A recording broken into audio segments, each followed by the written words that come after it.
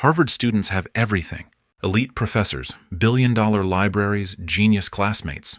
You have YouTube, Google, and free time. So why are they still ahead? It's not intelligence, it's not talent, and it's definitely not motivation.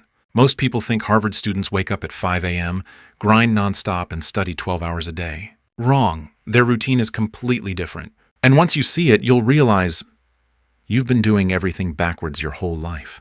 I'm about to break down their real daily system. Not the romantic version, the actual one. By the end of this, you won't just study differently. You'll think differently. Chapter 1. Controlled Chaos. Most people think top students follow perfect schedules, color-coded calendars, every hour planned. Wrong. Harvard students operate in chaos, but controlled chaos. Here's what average people do. They try to plan everything. 8 a.m. study, 9 a.m. review.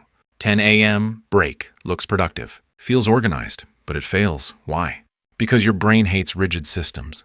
A study from the University of California found that forced scheduling increases mental fatigue faster than flexible task switching. Your brain gets bored, then it escapes. That's why you open your phone, just for a second. Now here's what Harvard students do instead.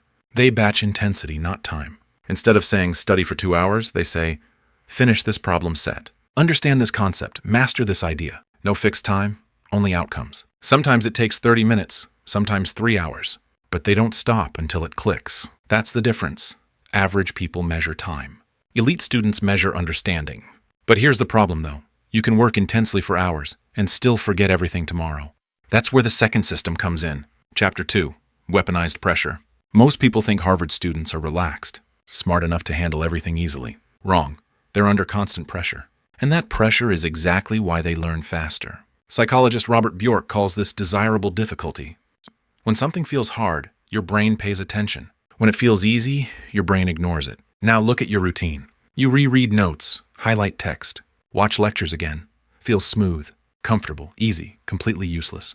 That's called the illusion of competence. You recognize the material.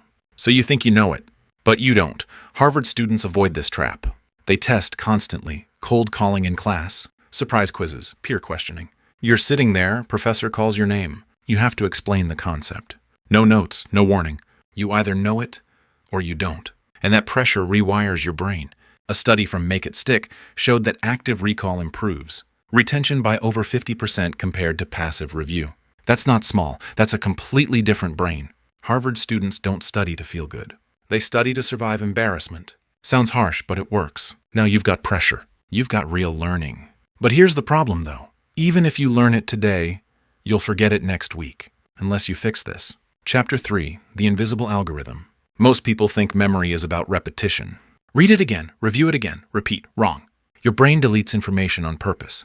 Hermann Ebbinghaus proved this over 100 years ago. It's called the forgetting curve, and it's brutal. You lose most of what you learn within days. So what do Harvard students do? They don't fight forgetting. They schedule around it. Spaced repetition. They review information at precise intervals, right before it disappears. Not too early, not too late. Exactly when your brain is about to drop it. That's when memory locks in permanently. Tools like Anki automate this. Flashcards appear at the perfect moment. You struggle to recall. That struggle tells your brain, this matters. Keep it. Now compare that to your method. You cram before exams, then forget everything after.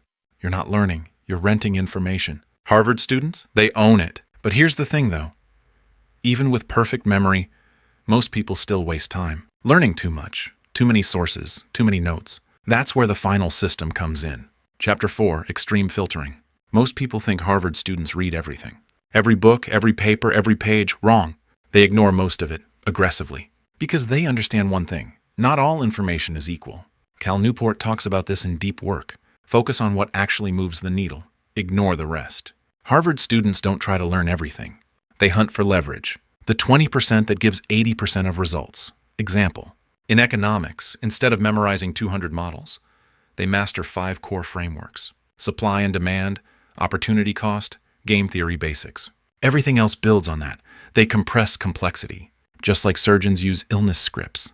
Thousands of data points, condensed into a few patterns. That's how they move fast. You're trying to carry everything at once. They're zip-filing knowledge. But here's the problem, though. You now know their systems. Controlled chaos, pressure-based learning, spaced repetition, extreme filtering. Sounds powerful. But most people will do nothing with this. They'll watch this video, feel motivated, then go back to scrolling. Because the real problem isn't knowledge, it's execution. That's why I made another video breaking down exactly how to eliminate distractions and force deep focus in under 48 hours. Because if you're still addicted to your phone, none of this matters. Watch that next.